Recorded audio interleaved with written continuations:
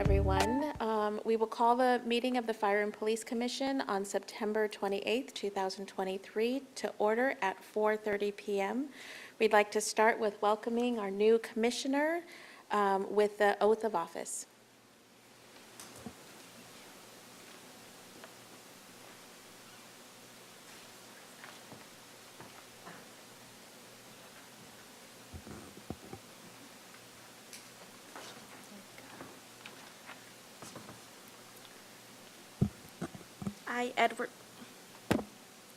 I, Edward Jones, do solemnly swear or... I, Aaron Edward Jones, do solemnly swear or affirm that I will support and defend the Constitution of the United States and the Constitution of the State of California against all enemies, foreign and domestic.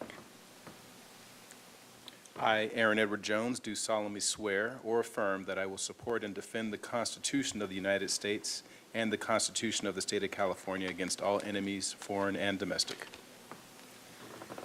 That I will bear true faith and allegiance to the Constitution of the United States and the Constitutions of California. That I will bear true faith and allegiance to the Constitution of the United States and the Constitution of the State of California.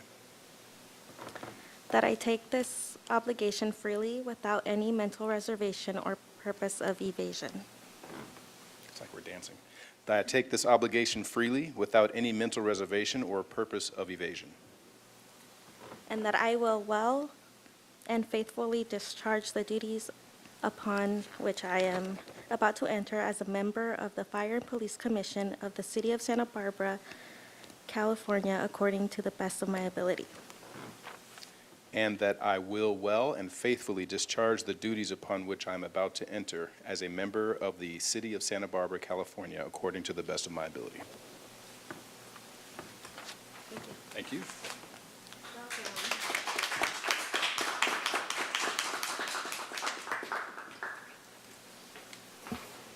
Okay, so moving to the next item, Ms. Clerk, can we do roll call? Commissioner Herlinger? Present. Commissioner Hill? Present. Commissioner Jones? Present. Vice Chair Dozer? Present. Chair Rodriguez? Present. Ms. Clerk and Commissioners, are there any changes to the agenda? There are no changes to the agenda. Great. We will move on to item 5. Ms. Clerk, do we have any cards for public comment or anyone with their hands raised online? Chair Rodriguez, we do not have any general comment in person or online. Okay, this is an opportunity for anyone of the public to speak on items that are not currently on today's agenda. If you would like to speak, please come forward. Okie doke. And Ms. Clerk, would you please read our first agenda item? Approval of minutes from August 24th, 2023. Are there any changes to August 24th minutes? Do we have public comment for this item? No. Would one of the commissioners like to make a motion? I'll make a motion to approve. I'll second. Any objections or discussions? Not seeing any? Can I abstain since I was not present? Thank you. Yes. Okay.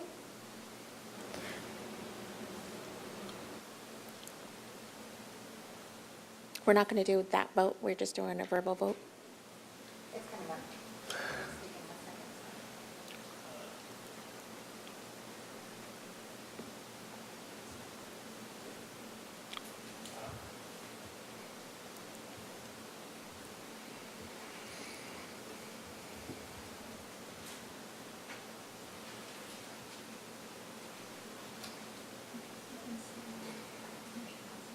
Great. Motion passes. Fantastic. All right. Very well. Ms. Clerk, can you read the next agenda item? Item 7, Fire and Police Commission Work Plan. Okay. Good afternoon, Chair Rodriguez and Commissioners. I'm Barbara Anderson, Senior Assistant to the City Administrator, and I also serve in the Police Monitor role in the City Administrator's Office. This afternoon, I wanted to provide a brief overview before our discussion regarding the Fire and Police Commission work plan. The work plan is required per the ordinance that assigned new duties and authorities to the Fire and Police Commission. The deadline to submit an annual report and work plan to City Council is no later than March 1st of each year, but given that the Commission was newly reconstituted at the start of this year, we're going to bridge both 2023 and 2024. Therefore, you'll see some priorities that we've already accomplished, along with work yet to be completed. Chair Rodriguez and Vice Chair Dozer reviewed the initial draft of the work plan. Some of the priorities are being recommended by staff, such as the review and updates to the commission policies and procedures, and other priorities were incorporated from commissioner feedback.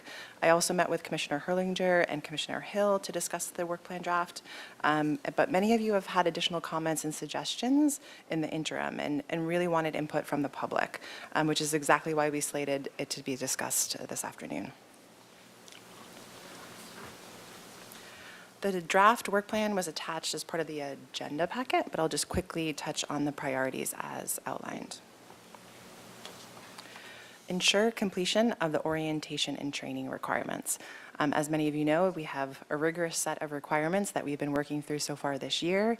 We have a new commissioner to bring along board, and then a few requirements still remaining. So we'll continue to work through those throughout the rest of this year and beginning into next year. Review of the Santa Barbara Police Department complaint process and use of force investigation policy and process. We have facilitated this review, and again, some of you have additional thoughts and suggestions pertaining to both these policies and processes. Receive the final report of the audit of the Santa Barbara Police Department and monitor implementation of key recommendations. So that audit was received by the Fire and Police Commission, also presented to City Council. There's a number of recommendations that have already been implemented, as well as a few recommendations that you've noted you would like to receive reports back on, and we'll facilitate that later through our agenda process this year.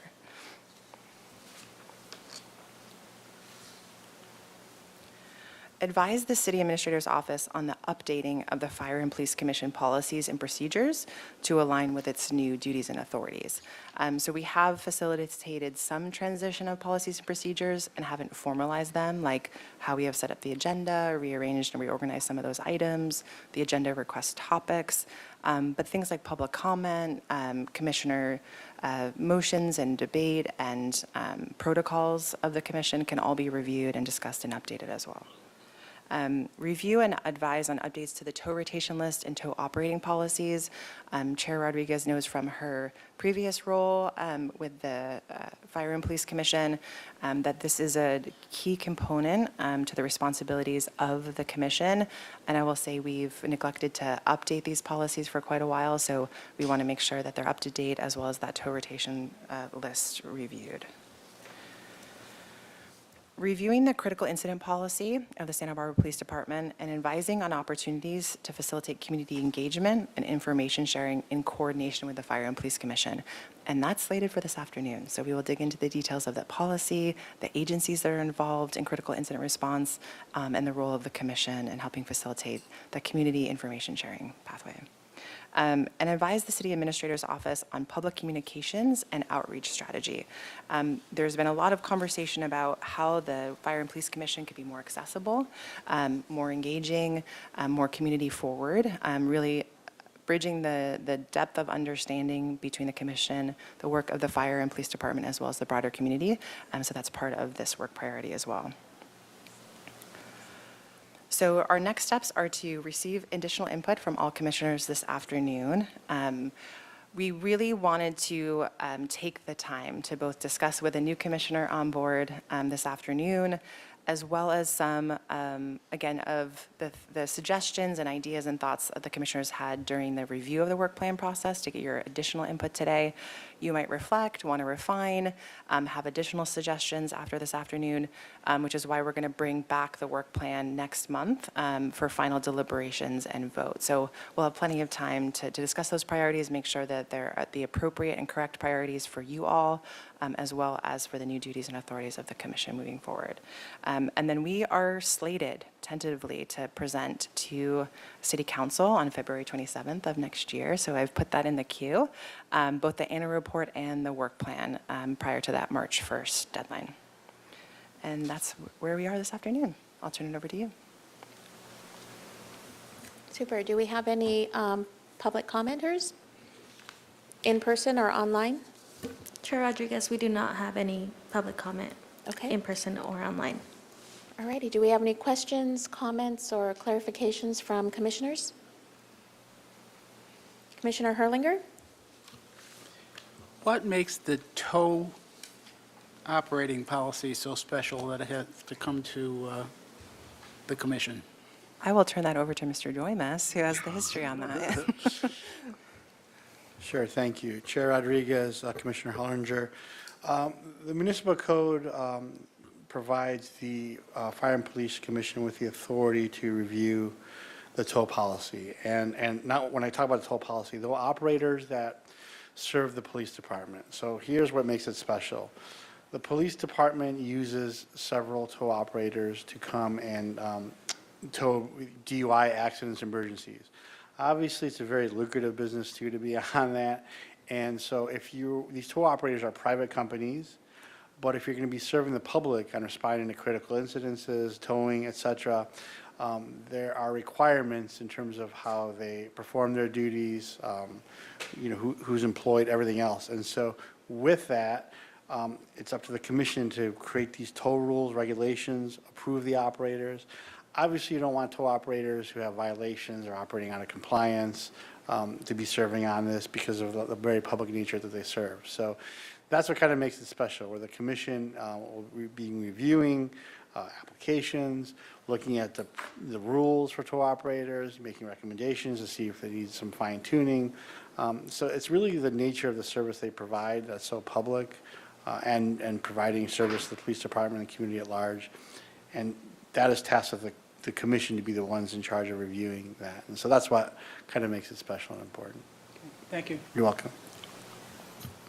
We have a few more questions, but I wanted to add on to that as well, because this was one of the areas that I was curious about, because I don't know if it's written or if it's just been historically conducted, but one of the expectations was that commissioners, I don't know if it was a chair or any commissioner, was supposed to visit the tow operator sites for a tour. And it felt like I wouldn't have the authority to know if they were in compliance or not. So I didn't know if we wanted to keep that as part of our duties and responsibilities, or if that's something that the police department should do. And then also looking at how often do we evaluate the pay, the tow rates, because that affects business and livelihoods of the business operators. If I may answer that, Chair, because those are excellent questions. Correct. Rates being one of the most important things, right? Because the rates are affecting members of the public, and you want to be fair to both the operators in terms of charging rates commensurate to, other localities that they use. So that's what the commission reviews and sets those.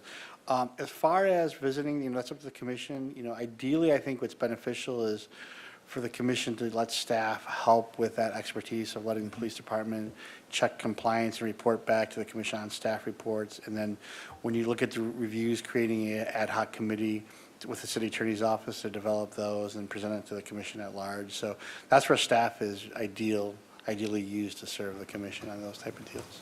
So. I have a follow-up question on the same area. If there are any complaints about the performance of the tow operators, where are they retained? And will we have access when we are evaluating them to those complaints? Sure. If there are complaints that are received, usually that would go to the police department, and obviously the police department has concerns of how the tow operators are serving. They would bring, just like you would have for dance permits, everything else, would bring potentially an item in front of the commission. The tow operators do have some level of due process right, so that's presented in a hearing in front of the commission to decide whether they would be, depending on it, be removed from the tow rotation, or a suspension or a reprimand, whatever it may be on the scenario. So the commission would ultimately hear in terms of deciding whether an operator can remain or if there's any kind of disciplinary action. But the complaints themselves will come to the police department, who then are tasked with the responsibility of presenting it in front of the commission to decide. Okay, so I'm just a little unclear. Are we going to be reviewing the policy, or are we going to also be evaluating applicants for the continuation?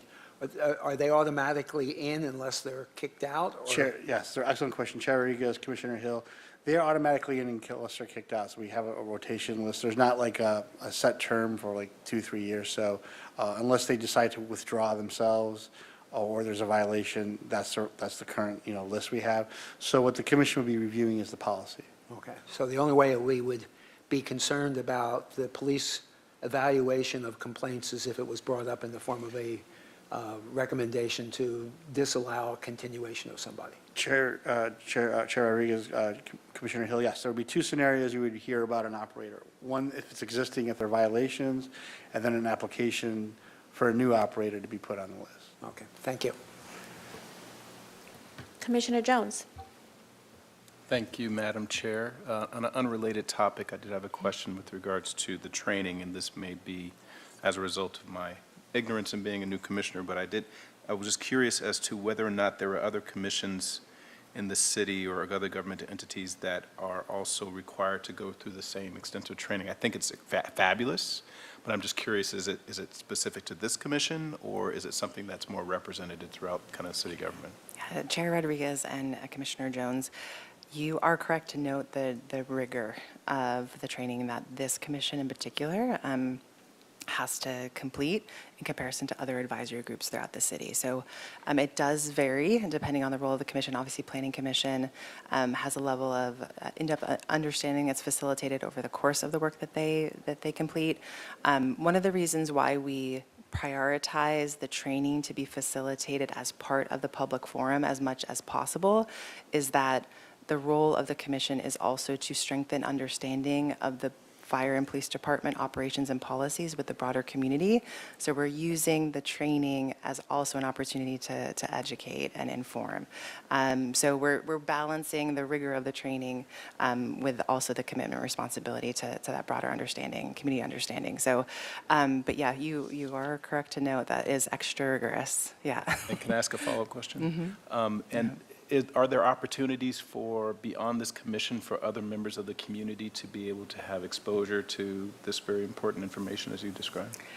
Absolutely. So Chair Rodriguez and Commissioner Jones, another reason why we're facilitating as part of our public meeting process, those trainings are recorded. We've also discussed pulling out those trainings and specifically and labeling and titling those trainings on the website. So we've worked with our staff to see if we can make that possible, which we can. And also the Community Academy with the police department and the fire department has their community emergency response team program and other community education programming and opportunities. So there are many pathways. And also that any community member can request a ride along, both with the fire department and the police department. So we can facilitate those pathways on their behalf, or again, both departments are accessible and have those pathways already available to them. Yeah. Mm-hmm. Just to add on to that, the reason why there's so many training requirements is this was part of the recommendation from 14 months of research and discussion from the Community Formation Commission. So they developed the list of training requirements that were sent to City Hall, the City Council, and then the council adopted. So this came from quite a bit of discussion. And I think it's been narrowed down even. So, you're welcome. Commissioner Hill. I already got my question in, but I'll ask another one if it's appropriate. Could you just tell us which of the A through G completion items we still have to do? They all more or less look like they're complete, but there may be one I'm missing somewhere. Chair Rodriguez and Commissioner Hill, we have the better understanding the history of race in policing, the importance of equity, and the cultures that make up the Santa Barbara community. We also have training and effectiveness of police oversight. Both of those topics, because they are complex and come up with a lot of detail and of various perspectives. We wanted to really be thoughtful about how we facilitate those trainings, and that it be a number of speakers, and both internal to the city as well as external, as well as national and statewide. So we have been working on that and receiving recommendations for trainers for both those topics. And then we've gone through a good amount of components of the criminal justice system, but there's a few components there that we still need to dive into it, I will say that. Obviously, the commissioners are going through your ride-along requirement. Some of you have already completed it, some of you are on your way, some of you are new. And again, I want to know that there are accommodations that can be made for ride-alongs as a training component. But other than that, we've done pretty well. We've done pretty well so far. Thank you. Commissioner Dozer? Thank you. Something that I had wanted to address for our work plan was the commission's involvement with the complaint process. And what I'm specifically saying is the accessibility of complaints beyond online complaints is something that would be perhaps even printing out forms that we could have at places perhaps like behavioral wellness or social services or the public defenders, maybe with nonprofits, something so that it would be more accessible to a broader array of citizens. Absolutely. Chair Rodriguez and Commissioner Dozer, that was discussed in depth with the Community Formation Commission in regards to their priorities, a priority that absolutely has transitioned to the newly reconstituted Fire and Police Commission. So we can work together to create both more accessibility as well as broader understanding and education of the complaint process. So just from my experience over the last year and a half of people coming into the city administrator's office with the publicity around my new role, again, the new duties and authorities of the commission itself. There's a lot of folks that want that sit-down conversation, that one-on-one exchange. And I work really closely with Commander Corbett and the Professional Standards Unit to make sure that that process is adhering to the guidelines for complaints. And you're right about the paper accessibility too. So we found that with the city administrator's office that people request that paper form. So I also had an opportunity to sit down with our homelessness lived experience working group and walk through the complaint process and the complaint form and actually distribute it to a couple of individuals that were interested and being able to document some of their experiences. So I agree. I think it's well received and I think we can do more in that regard. So I'll make refinements to the work plan to add those components and to make sure that we go back to focusing on the complaint process in regards to accessibility and broader understanding. Does that sound about right? Perfect, Okay. thank you. Does the commission have objections or discussions around adding refinement of the complaint process to the work plan? Okay. Alrighty, any other questions? I did want to add one more. The new authorities with expanded oversight capacity was birthed out of a national movement. And the community came together all across the nation with protests and demonstrations, and one of the demands was civilian oversight. It's been a few years since then, and I'm curious what the commission feels about adding a community climate survey to our work plan, so that we're a few years out of a national call to action. And is this now a good time to check in with the community and see how they feel about our current police department? We have a year with the new chief. Is that something that would be a good investment of our time and financial resources? Another option or another idea would be looking at an internal department climate study. One thing I learned from one of the commissioners from the Community Formation Commission, who was a former law enforcement officer, is that climate in culture is so important in how policies are followed and completed. And again, is a year of a new chief too early for an internal climate study? Is that something that the commission thinks would be a good use of our time and resources? Commissioner Dozer. Well, I think that those are really good suggestions. I don't think that we have a basis for that kind of expenditure right now, given the very favorable audit, the very low complaints, no request from the city, from other groups, from Mr. Hassan.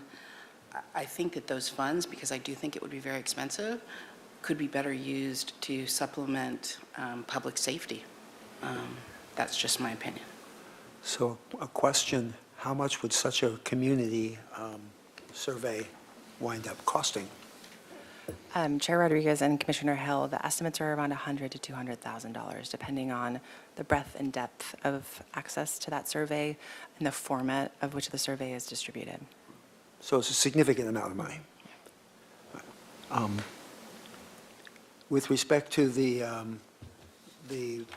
internal police climate, was that not part of the considerations with the audit that was done and just completed?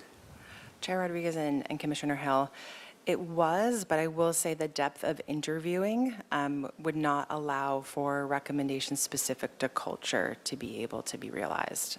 So that is a component that was, you saw a few things being touched on in the audit around culture, but yeah, the level of interviews did not qualify as a cultural assessment. Okay.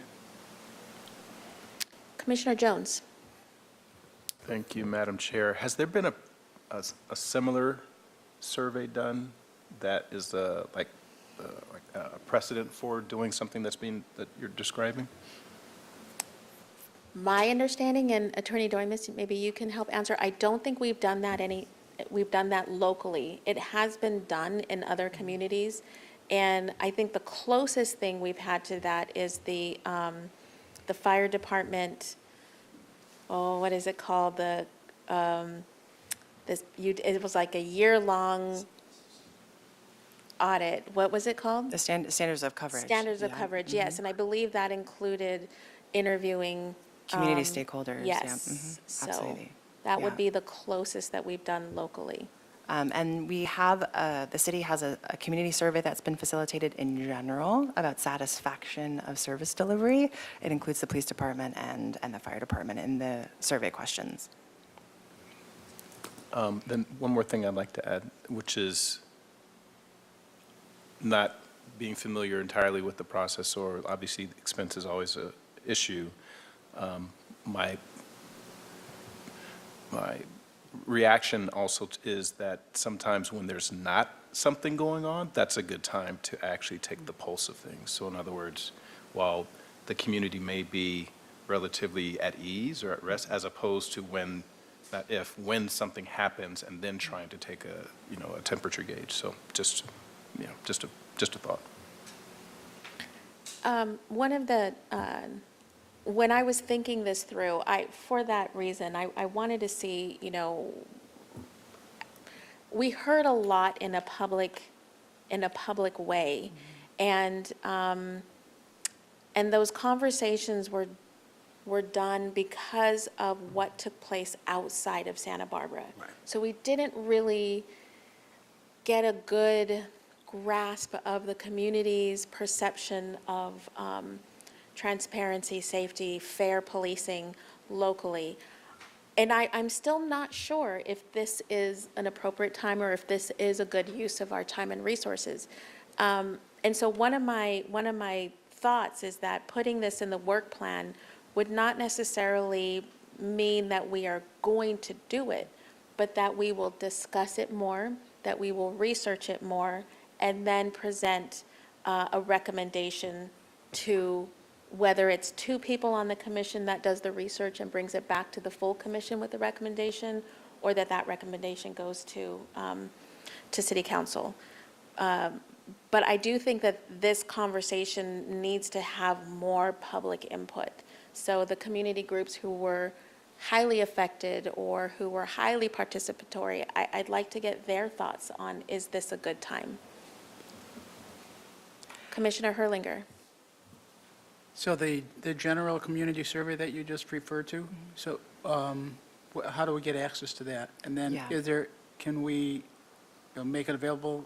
And also, like, are there specific areas that would kind of focus a little bit on fire and police services? Yeah, so Chair Rodriguez and Commissioner Herlinger, so a couple of opportunities. I appreciate the proposal because I do think that there's opportunities for members of the commission to work with staff and conduct some research, look at existing survey data. So we haven't pulled that survey data yet. The survey has still been in rotation, and I think that is being analyzed by a consultant and will be reported back out to all city departments because it's very inclusive, that survey. And then I know that Chief Gordon is anticipating a strategic planning process, so I don't know if you want to speak to that because there could be an opportunity through the department's strategic planning process to have more community engagement and feedback. Good afternoon, Chair Rodriguez and Commissioners. So as Ms. Anderson was referring to, we've had some conversations about possibly in the next fiscal year being able to go back and budgeting for a strategic planning process, which would include a lot of that work. It's been some time since we've had a strategic plan done. That allows me to be here a bit longer than I have been now. And the one statement I will make, cultural change takes time, and I would just ask, after only being here a year, to continue to be able to work in enhancing and growing our department. So with that, I have been very strategic at which point I push in to try to get the funding to do that. And for me, that would be, in the next round of budget cycle, would be to have a plan in which we would go forward and try to do a new strategic plan. And a lot of that work also includes some of those things, such as doing internal and external outreach, and those type of surveys would be part of that overall process. So that would just be my input on this idea. And it is not cheap. It is expensive. So I do want to keep in mind, we just had a significant budget cut to our department, so that does weigh on our priorities in terms of what we are doing. So I'll just be upfront with that. Commissioner Hill? Yeah, it seems to me that I generally feel that we're operating a bit in a vacuum in relationship to the community at large. The people do not communicate very much through this forum directly. And I'm not sure at all whether taking a community climate survey is the appropriate thing now, but it seems to me that we ought to look at some mechanisms for increasing the activity of, particularly of those interest groups which generally do make comments on most every subject, to be engaged with us so that we can get more of a pulse, and so that we can, the function of our group is to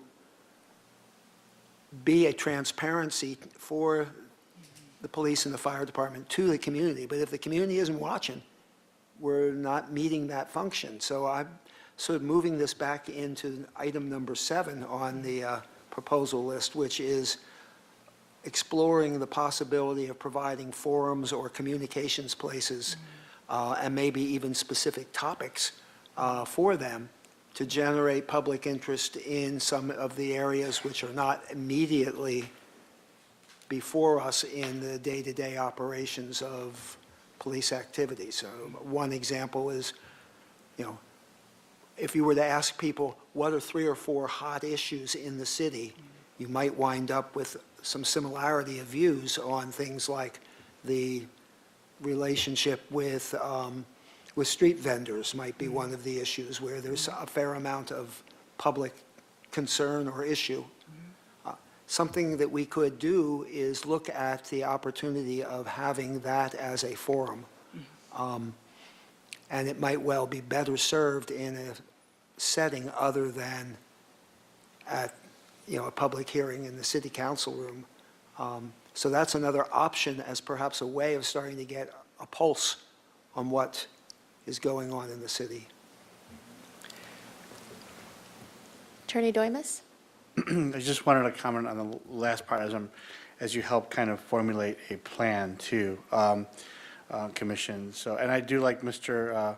Commissioner Hill's comments that goes into my thing about one of the roles of the commission later on, as we talk about as being an agent of transparency and a connection to the community for officer-involved shootings. But also stuff needs to be within, for example, purview within that too, the work plan. And the reason I just point that out when we're looking at a work plan is narrow it is, when you look at relations with like street vendors, the police department is hands-off on that in the sense that there cannot be criminal prosecution at all under state law for street vending too. So we have to, when we're looking at street vending, we have to look at enforcement mechanisms and who sometimes is the appropriate enforcement mechanism. And for street vending, a lot of times, just to clarify the issue, it really is not the police department because you're prohibited from criminally charging people for the act of what constitutes as vending that's protected under the law. So it's just, and the reason I raise that issue is just to talk about in terms of, it goes to the issue of relevancy too, which is important for the commission and the work plan. Well, And, that's a very valid point yeah. and shows my lack of complete knowledge about it, but I thought some of these people No, were Commissioner licensed. Hill, you're right. I actually have to correct Mr. Doimus because the fire department is the lead right now on enforcement of some of the criminal violations, fire code violations related to street vendors.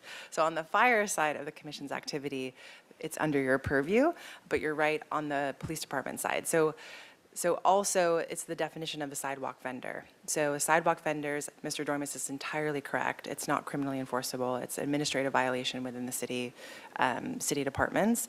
But there is some behavior that is a fire code violation that we can speak to, is under the purview, and that we can have a broader education and community education around that. We have actually facilitated quite a number of community meetings about it already. Yeah. But it could be a role and a linkage with the commission in that way. So this raises for me an area of I just don't know. Yeah. And how I get to know might be helpful because, Yeah. you know, I don't know whether or not we have licenses which we are issuing to We do, yes, trucks. yeah. We can for- definitely either slate that as part of, a future agenda. So that's kind of the nuance between the work plan and our monthly agendas as a commission. So I think that is more of an agenda topic, and we can absolutely host that session in a different venue than council chambers, so it's more accessible to the community. We've also, for our previous community meetings, have offered simultaneous translation for those meetings, because a lot of our vendors, again, come from a variety of communities, both locally as well as outside of the area, that require the language accessibility. So we can absolutely talk as a commission and with city staff to be able to facilitate more broader understanding of sidewalk vending, right, the nuance of that, as well as those vendors that do not fall within the sidewalk vending ordinance, and how we're working on enforcement and education with those vendors as well. So great suggestion.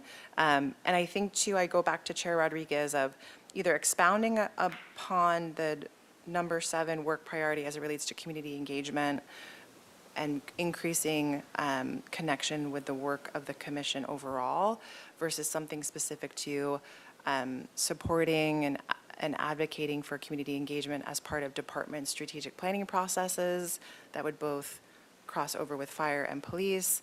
I spoke with Chief Males, and Chief Menderman is here as well about the standards of coverage study. So that they're looking to update some of the data collection as it relates to that, and so there could be another opportunity for us to bridge that community connection there. So I kind of turn to you of kind of the proposal and how we can kind of shape that to integrate both in the work plan as well as touch on if there's budget resources that are necessary to complete the work of the commission, how we need to facilitate that as a recommendation to council that then goes through the budget process. So if you're supporting the department and their strategic plan and then advocating on their behalf and being that community linkage, then the police department sends that through as part of their strategic plan versus something that you want to do on your own and that we can facilitate it through that pathway.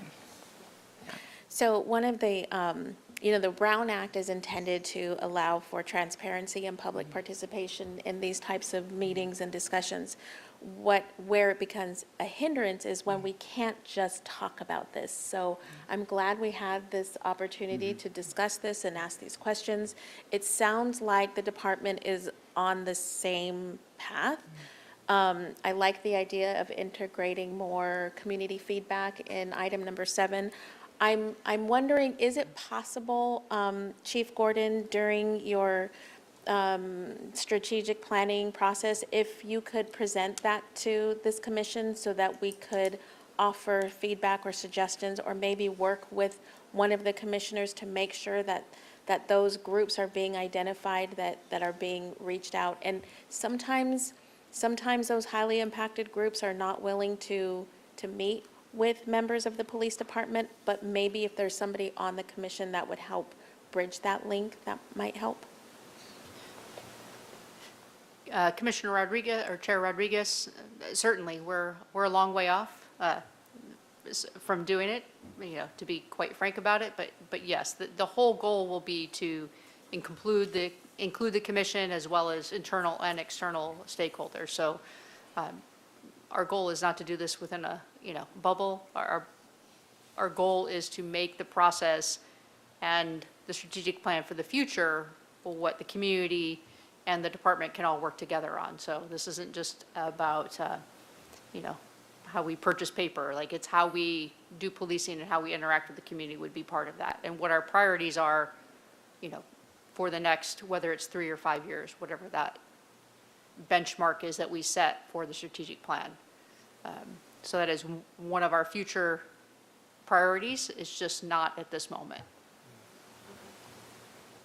Any other questions or comments from commissioners? Commissioner Herlinger? This is an aside, but I would encourage the commissioners to read Nextdoor, because if you have a catalytic converter theft, there's dozens and dozens of, comments. And sometimes, they're reflecting of the police department on there. So you get a peek at some issues through social media, which I think we need to really be aware of. So that just Yeah. Commissioner It's out Herlinger, there. I think we all appreciate that. We suggest a variety of informational sources to complement Nextdoor, but yes, we engage, we monitor, and of course, we hear from the commission and the broader community when there's a priority issue, for sure. Commissioner Dozer? Just to follow that up, I think that's certainly interesting and good to look at. I think that it's also important that we, I'm going back to working on the complaint process, because having that be accessible and having a complaint be made is such an important way to evaluate and, if need be, investigate. And, a complaint or a statement is just that. And if you don't investigate it, you don't know the truth of it. And so I think that, keeping in mind the number of complaints and how we're handling them and the accessibility is really important. Commissioner Hill? This is a slightly different issue. I remember a couple of meetings ago, we had a request from League of Women Voters and some other groups to be able to make a presentation or participate in discussions regarding the funding of monies for the jails, I think was the basic thrust of it. And it was thought of as something which we would put on the calendar at some point in the future. These things have a tendency to get lost. And so is there some way in which we can, because I've gotten calls from people saying, what happened? Yeah, Commissioner Hill, it is my job to make sure that nothing gets lost. And you'll do it We do right. have it slated, but I will refer to Chief Gordon in terms of the timing of when we can bring that before the commission. So Chair Rodriguez, Commissioner Hill, their specific request was regarding opioid settlement money. Right. I've actually presented to their group. They've asked me to come present. but we will be following up. It is on a future agenda item, I think October or November. I've asked for some time and some patience because we're still trying to figure out exactly what that settlement and dollar amount, that target keeps moving a bit. And we have a commander now assigned to it who is working through it, and there's a lot of different pieces and work within the county. So we're trying to make sure we're good partners with the county, who also has settlement money.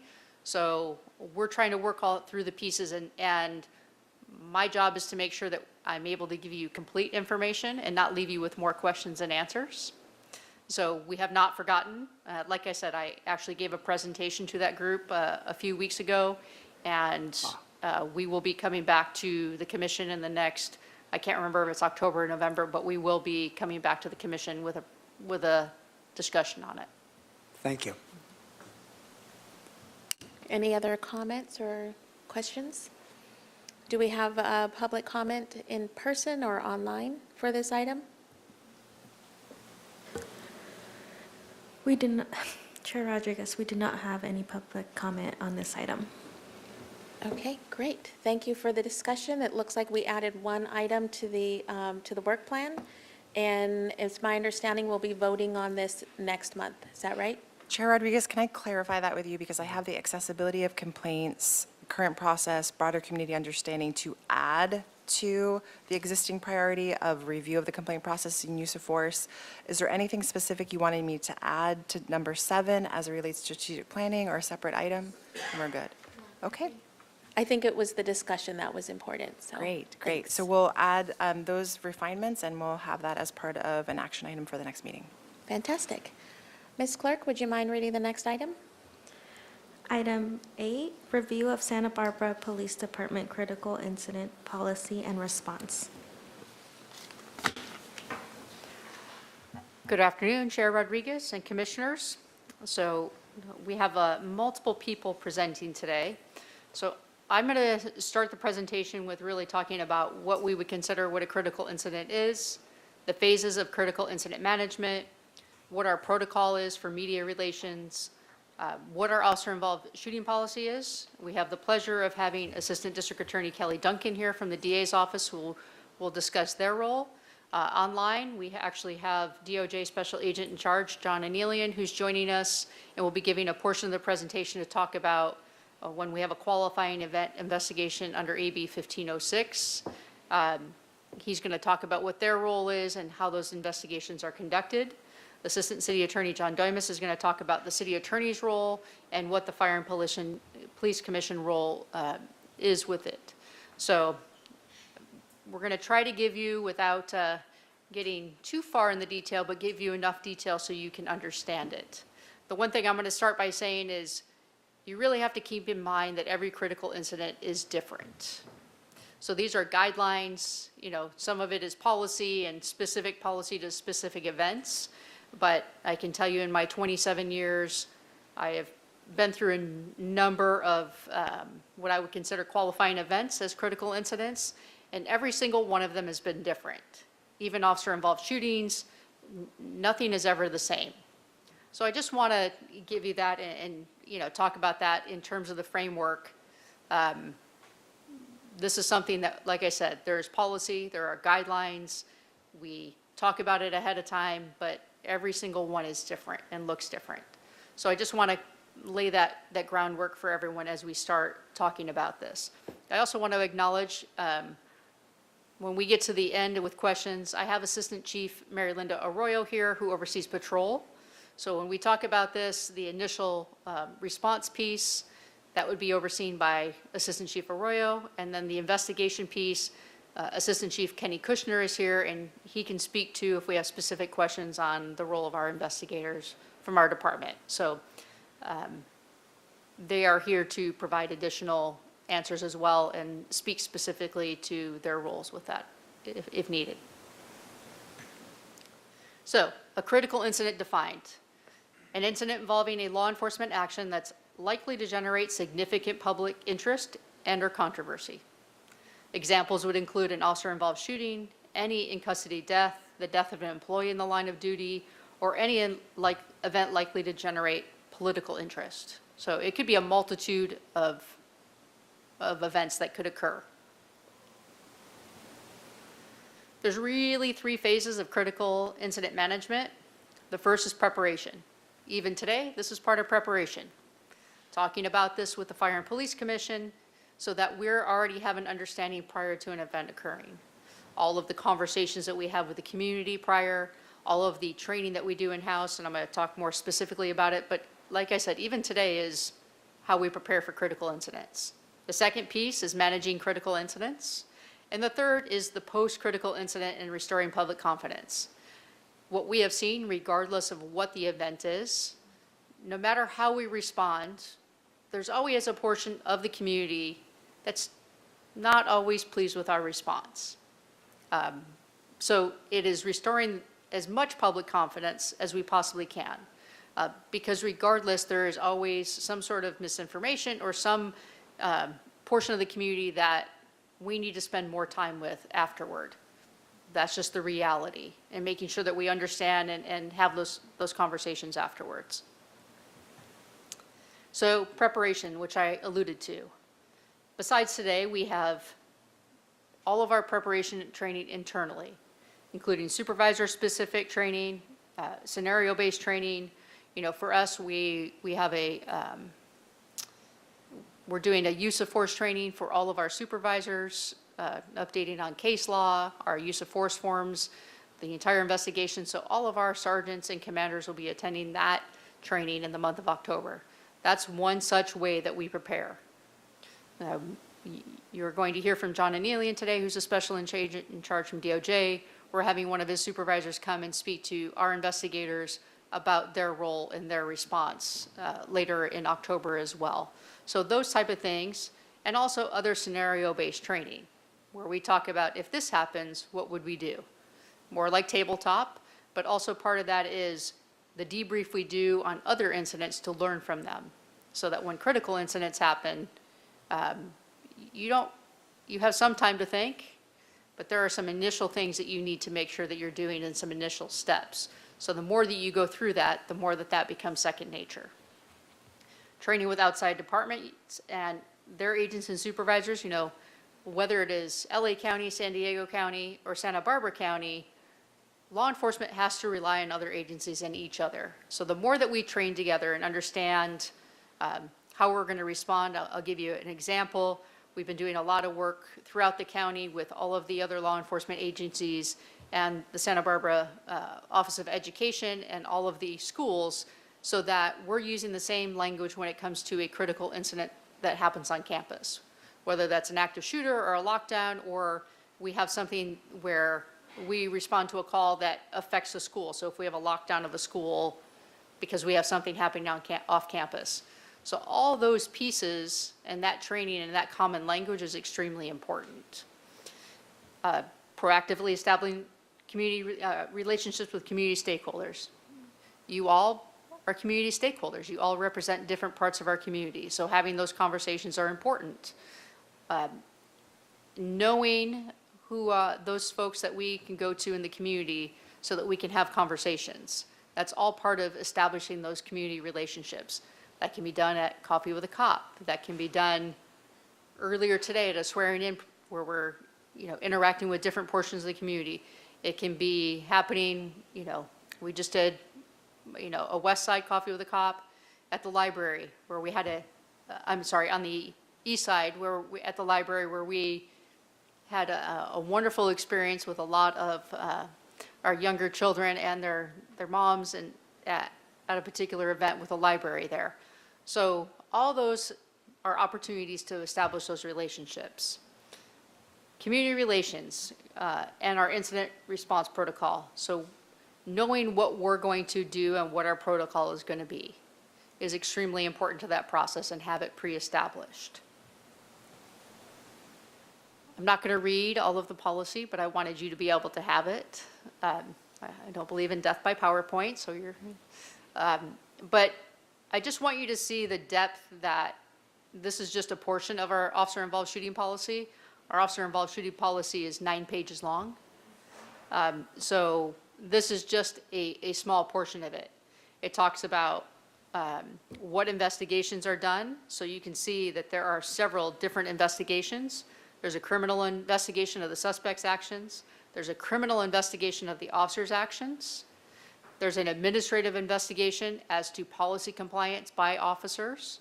And there's also a civil investigation to determine potential liability. So I just want you to see, in the case of an officer-involved shooting, all the different investigations that are all actually occurring at the same time in different ways. And, that's part of what the district attorneys also talk to, but we may have investigators from surrounding agencies that may be assigned to work on those investigations. Jurisdiction is determined by the location of the shooting and/or death and the agency employing the involved officer. We could have an outside agency officer here, whether it's on duty or off duty, that could be involved in an event. This still all would apply. And we could have one of our officers who is on or off duty outside of our jurisdiction, same thing. So all these policies apply regardless, but jurisdiction plays a big role in that. You'll see the number of notifications that are made, the notification to DOJ if it meets it. You have witness identification and interviews. So I just want you to go through that. And like I said, we also have the internal investigation that Commander Corbett would oversee in terms of our community accountability. So just want to give you like the model that you would be looking at for any critical decision-making at a critical incident. So as an officer responds, they're collecting information, right? They're assessing, they're evaluating, then quickly they're considering their police powers, what the agency policy is, identifying options, determining the best course of action. They're acting, reviewing, reassessing, and it's going to go, that's a continuous loop, taking into account ethics, values, proportionality, but more importantly, the sanctity of human life. I can tell you when a supervisor becomes on scene, they are now going through all of the same processes for the critical incident, but at a different level, because now the incident could be, quote, contained, and, there could have already been an officer-involved shooting, or, we could have had a protest that the supervisor is now arriving on scene, and now we're making decisions during that critical incident. So that is a constant, ongoing process. So whether it's a supervisor arriving, or it rises to the level now you could have a commander arriving or an assistant chief arriving, or for myself arriving. In my prior agency, we had a officer-involved shooting happen directly next door to City Hall, where the station was part of City Hall, where it was at the fire station. One of the officers was coming in to get fuel. A car followed him in, and an officer-involved shooting occurred. I was still at work as the chief of police. So we all came out and ran down the ramp and responded to that. All those things were occurring. Now, of course, the officer that went through the incident was thinking about different things. Then the sergeants are thinking about different things as they arrive. And then I, as a chief, am thinking about some very different things as I arrive, right? So all those different things are going on simultaneously. And that is a reoccurring cycle that is occurring throughout the critical incident. So with that, the community relation piece is very important. The goals and objective is to provide timely response to public and media inquiries, as well as current up-to-date information regarding the major incidents. Transparent communication. We want to make sure that there's information is freely disseminated. I'm going to go back to this. You'll hear me say this several times. Every situation is unique. Every major incident is unique. We have to be flexible, and that protocol has to meet the situation. So this kind of gives you what we would use in terms of our incident occurrence public relations. So when the incident occurs, we're gathering all that preliminary information. We're making all of those notifications. So that internally, the supervisor is notifying the commander, the assistant chief, myself, PSU, which is our community accountability, our PIO. Of course, when you have a critical incident, you also now are city administrator. If there's outside agencies involved, city attorney, DOJ. There's also a very important piece, which is the peer support and psychological piece of this. So those are all almost immediate things that have to happen in terms of notification. Now, within 2 to 4 hours, our hope is that we have information that we can provide preliminary to the public. It's really important that we don't prejudge a situation and that we're just providing the preliminary facts that we can provide. One of the biggest things that can happen is if we are too quick to just try to give as much information as we can, we could actually do more harm because we could end up providing misinformation. And then it looks like we're not being transparent in the information. And I'm sure you've all seen incidents across the country where in an attempt to get as much information out as they can, they actually provided misinformation. So that is a really significant balance for us. We want to plan it, disseminate it, whether that's through social media or press gatherings. Typically, if you've seen what we do, we try to put stuff out as quickly as we can on social media, like avoid the area or we have this going on, and then we try to provide additional information as we go. The hope would be within 12 to 24 hours that we would do a press conference. We don't like to do what we call dueling press conferences, where the investigative is doing one, someone else is doing another. If you see those, especially if you've seen some of the bigger ones, you'll see all the different people involved in it, all in one press conference. We want to brief our community leaders, make sure we have a unified message that we are giving. We want to clarify policies if tensions are escalating. So we want to make sure if we do have a rally or something like that happening, that now we have another layer that we want to make sure that our policy and how we're going to react to that is also very clear. And continuing now to put out additional social media information as we can.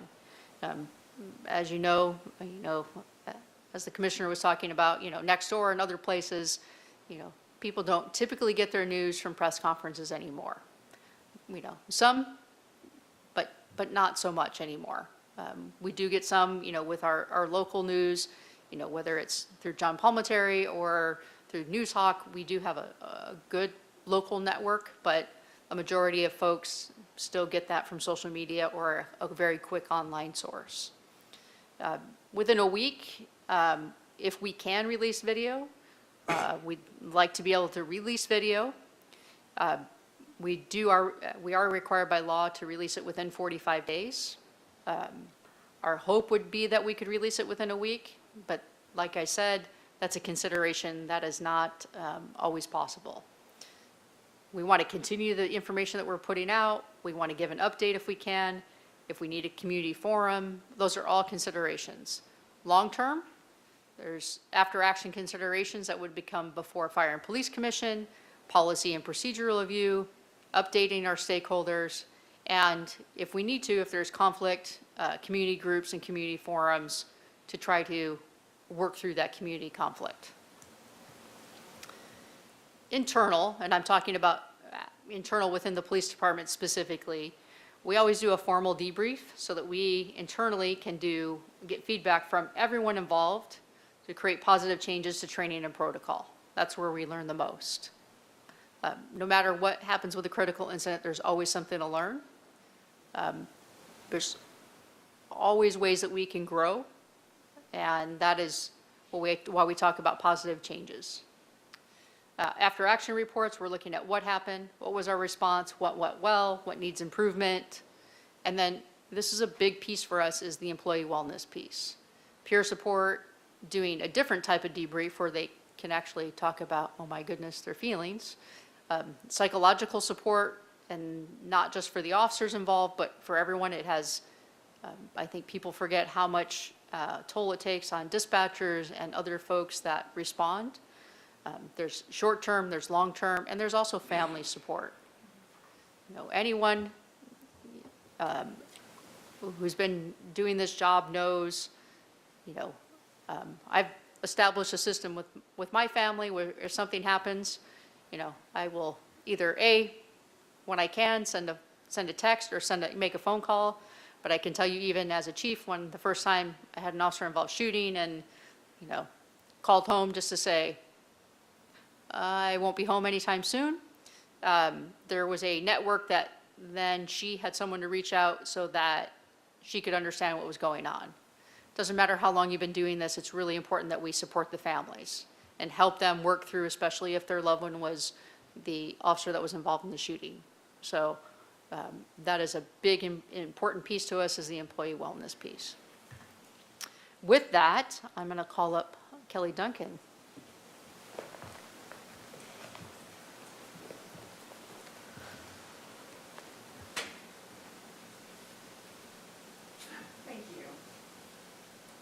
There we go. Thank you. So I'm Assistant District Attorney Kelly Duncan, and I have led our office's officer-involved incident team since 2012. And so I'm going to talk to you today a little bit about what our office's role is in officer-involved incidents.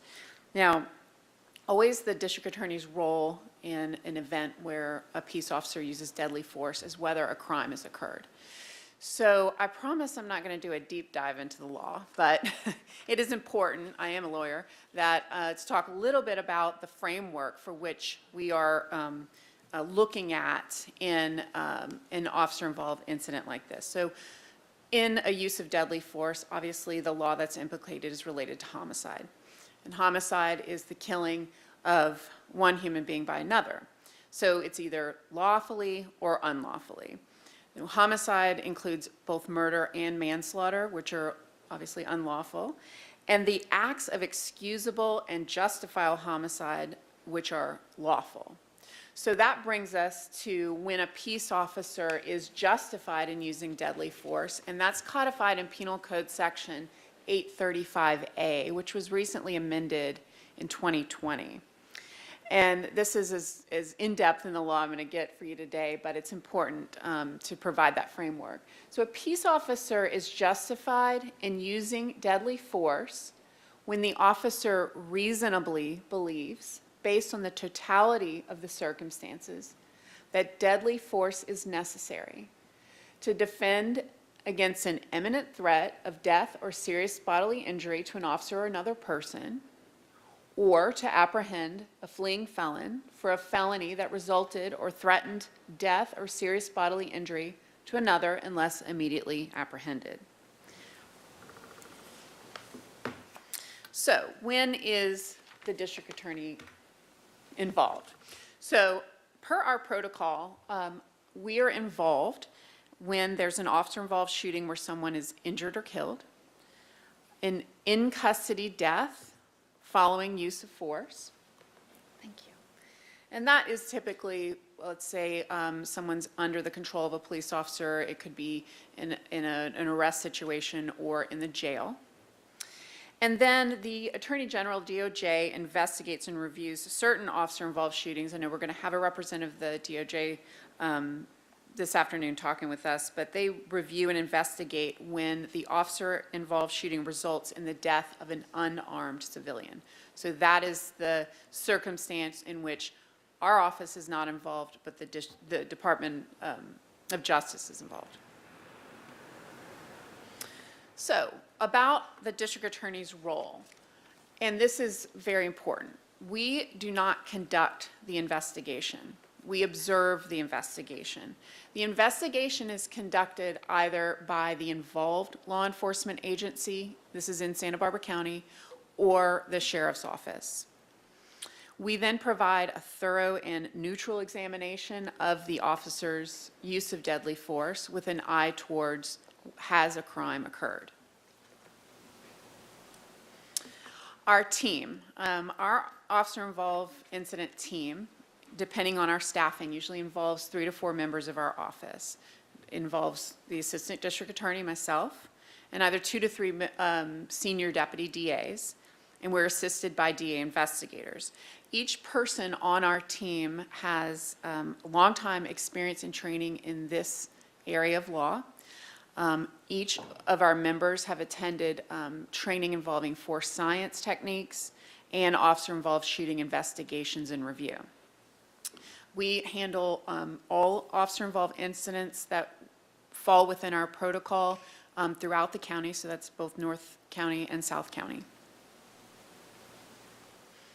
So our response initially, so the way it works logistically is the involved agency in which a shooting has occurred notifies our officer-involved shooting team, preferably within the first hour. Then the assigned deputy district attorney and an investigator will respond to the scene. And this is critically important because that responding deputy district attorney is the one who will ultimately write the final report if necessary, and we'll get into that later.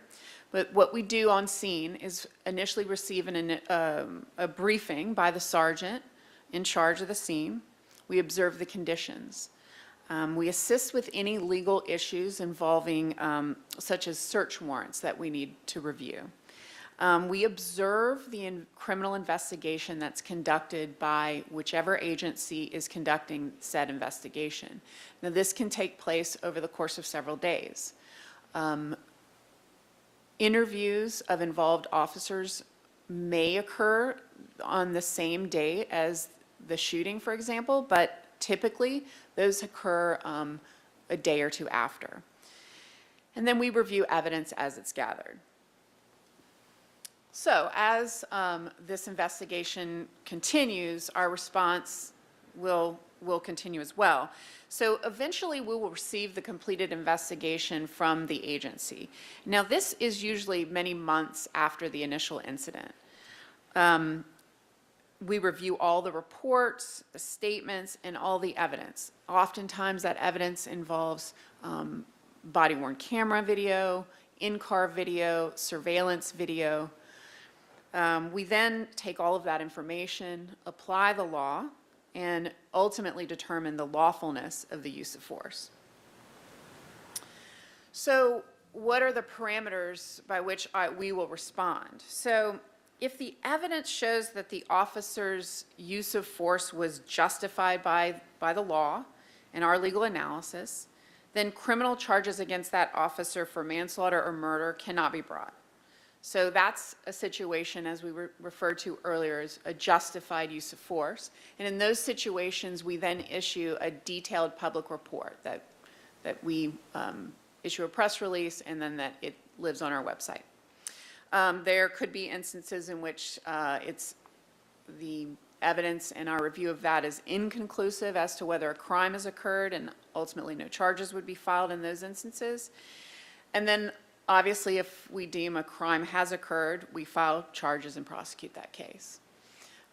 We also look into the actions of a suspect, if a suspect survives, and may or may not bring charges against that suspect. And that is essentially the role of the district attorney in an officer-involved shooting. So Chair Rodriguez, in the good faith effort to preserve Assistant District Attorney Kelly Duncan's time, if the commission has specific questions for her, I think now would be a great time to ask them of her. So that, like I said, in respect for her time, we really appreciate her taking her time to come and join us today. Are there any questions specifically for DA Duncan? I have a couple. What's the relationship with the DA's office and the police monitor?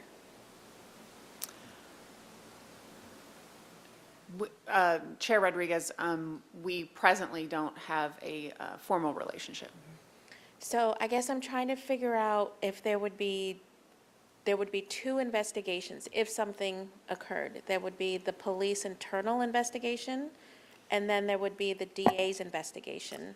And then I believe the monitor oversees or reviews that. Chair Rodriguez, I think as a point of clarification, the district attorney is not conducting an investigation. The agency that is conducting the criminal investigation, whether that's the involved agency or sometimes the sheriff's department will conduct an investigation for another agency. Once that investigation is completed, They then submit that to the district attorney's office. We then review that investigation. But what our involvement is initially at the scene and going forward is our observation of that investigation. So we are monitoring it. So that's where the monitor's role and your role would overlap then. So the purpose of an oversight entity is so that there is some person who is overseeing police investigation of their own, personnel. The call was we didn't want policing because they wouldn't be honest about it. So then the monitor would serve that independent role to look at the investigations and make sure that they were, done correctly or appropriately or transparently. And it sounds like the DA's office is doing similarly. So that's what I'm trying to understand, that relation. Chair Rodriguez, the police oversight and police monitor role in the city administrator's office is not an investigatory one. We do not conduct our own investigations. We work in collaboration with the departments that are conducting those investigations, as well as the DA who would be observing those investigations. We'll get into detail about the city attorney's office role, as well as the role of the Fire and Police Commission in that, when investigations are closed. So I have an advisory role and not an investigatory role in this regard. Okay. Chair Rodriguez, if I may, the district attorney's office responds to any major crime. For example, let's say a homicide occurs. We always respond to that and observe the investigation, assist in, legal issues regarding matters such as reviewing search warrants. This is very much like that. Hopefully that explains it a bit more. Yeah. And the nuance between the administrative investigation versus the criminal investigation, as well as other matters. And just as another point of clarification, the district attorney's office has a legal duty to ensure that the investigation that we have conducted meets all of standards of the law. And they are able to come back and direct and ask for additional, but they are there from the moment the investigation starts. So they're not just reading about it. They are actually present at scene, walking through the investigation. They're a separate, independent body than we are.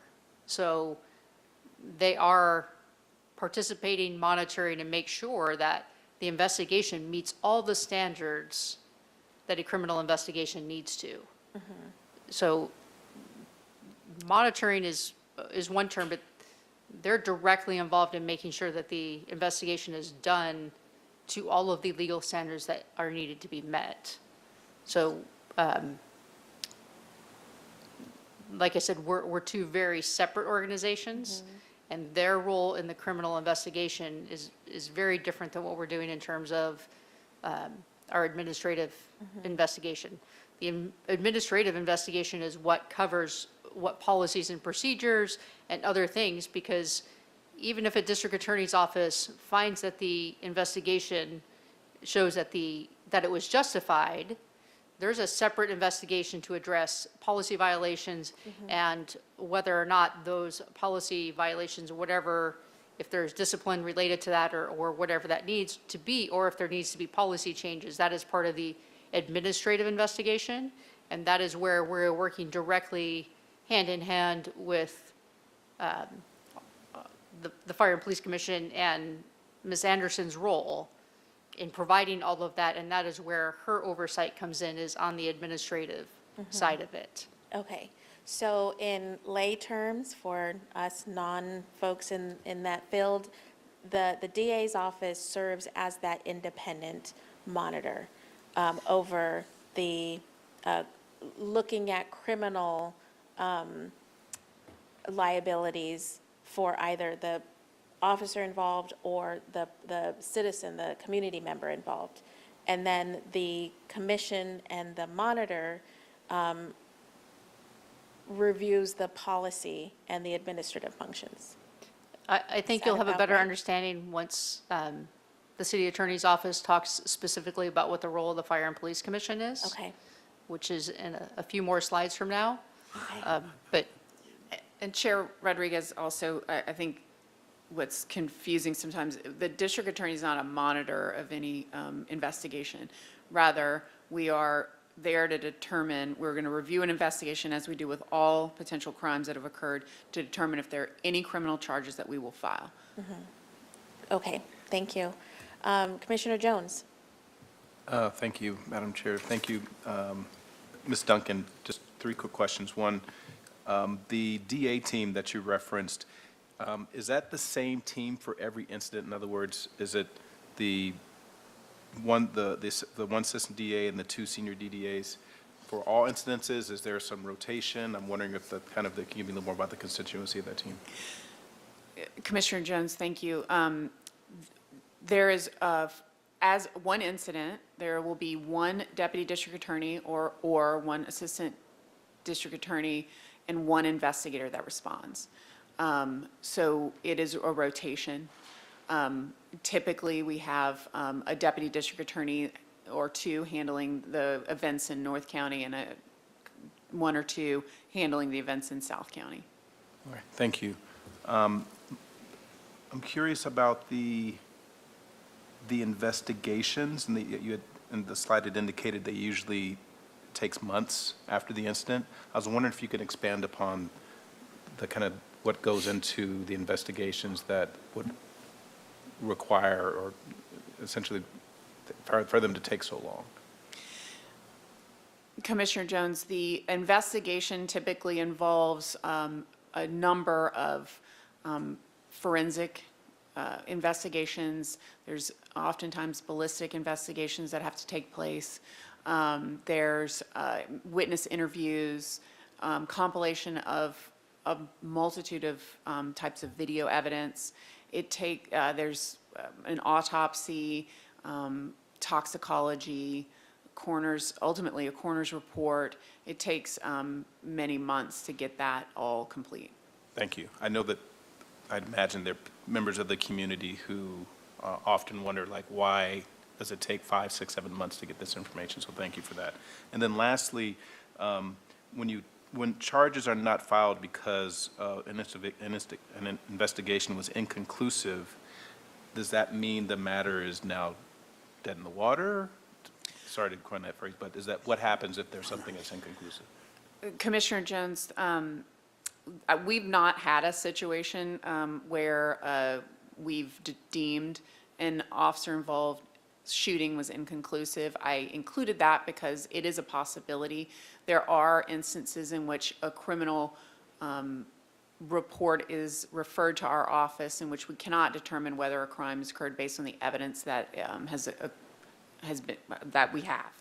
And in those instances, we couldn't prove it beyond a reasonable doubt, and thus it would not be filed. So from a criminal standpoint, yes, that is, it no longer, it has no further life. That does not mean that there's not potential civil liability, and that is not something the district attorney's office is involved in. Great, thank you. Commissioner Dozier? I just have one quick question and then one point of information. The question is, and it's really following Commissioner Jones, in addition to the voluminous documents and investigation that the DDA has to review, aren't they also still handling their caseload? And so they're doing this in addition to that? Commissioner Dozier, thank you, yes. That is correct. I just think that's important for the public to Yes, realize that it's another job. Thank you for that point of clarification. This is an ancillary assignment for deputy district attorneys. We do not have a dedicated unit that does only this. Thank goodness, we don't have such volume of incidents in our county. And so there are a multitude of other duties that those deputy district attorneys are involved in. And the only other thing that I wanted to add was just a point of information, maybe for my fellow commissioners, but also for the public, that an individual, and it's usually a family in the case of a homicide, and it can be the individual when it's not a homicide, can also make a color of law complaint to the FBI for investigation. So that is another layer to review what the police have done. Any other questions? Thank you so much for your time. This was very interesting, and we could probably go on much longer. Thank you. Thank you, Chair Rodriguez and Commissioners. Thank you. It was really well done.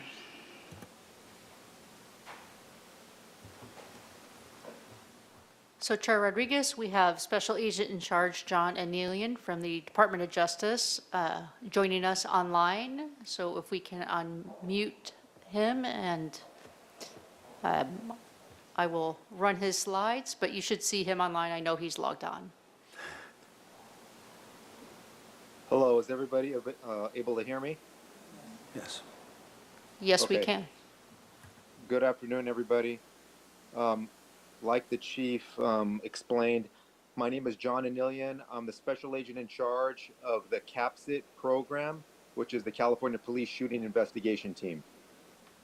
What we do is we investigate all police shootings in California that involve basically an unarmed civilian.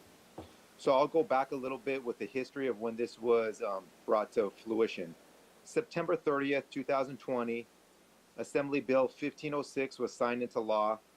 The mandate went into effect July 1st, 2021, which gives the authority to the Attorney General's office for our office to investigate all police officer involved shootings that involve the death of an unarmed civilian. Now, what I want to talk to you guys about is the definitions regarding the conceptual outline of Assembly Bill 1506. It's a little hard to understand, so I'm going to try to break it down into steps. So what happens is when a police officer gets into an officer-involved shooting, what needs to include for us to be activated is it needs to be a police officer under police or Penal Code 830, which means a police officer, sheriff's deputy. It does not include correctional officers. It does not include part-time officers. There's a couple of other designated peace officers that are not included, as well as that. Parole, probation. It's police officers under 830. Another aspect that needs to occur is it needs to be an officer-involved shooting. The death of the unarmed civilian needs to be perpetrated by a death from a firearm. The officer has to use his firearm in the death. Another aspect that needs to occur definitionally is it has to be an unarmed civilian. And now this is where it gets a little bit tricky because the legislature back in 2020 was pretty quick to draft this law. So what they used is a definition from the New York State law, which defines what a deadly weapon is. They outlined deadly weapons as being, such things as a ballistic knife, brass knuckles, daggers, billy clubs. Those things really, you don't really see in modern times, but that definition has been expanded. So I'll give an example of that. A deadly weapon could include, obviously, a knife. A deadly weapon could include potentially a pipe, a stick, a brick even. Now, all of these will be included as a deadly weapon if the individual is presenting the deadly weapon in a manner which causes great bodily injury to the officer. So, if the individual has a pipe in his hand and he is attacking the officer with a pipe and the officer-involved shooting occurs, that will be considered a deadly weapon. That would not be considered a qualifying event under our authority. If the individual, let's say, has a brick in his hand and is in close proximity to the officer and is about to throw the brick at the officer, which causes potential, imminent threat or injury or death to the officer. Officer-involved shooting occurs, that's a deadly weapon. So as you can see, the definitional aspect of what a deadly weapon is, it got expanded from what we originally took from the New York definition, or what the legislator intended from the original onset. And this is because, like the chief explained, officer-involved shootings are very complicated. Not one officer-involved shooting is ever the same. They're all different. I've been in law enforcement 24 years. I've been in two myself, and I've seen numerous officer-involved shootings, and I've never seen one that's similar to another one. That's why, when we describe what a deadly weapon is, it could range from anything. Another aspect of what I want to go over is this ready reach. Ready reach was a definitional legal concept that the Deputy Attorney General's office came up with to explain if a citizen has a deadly weapon in his hand.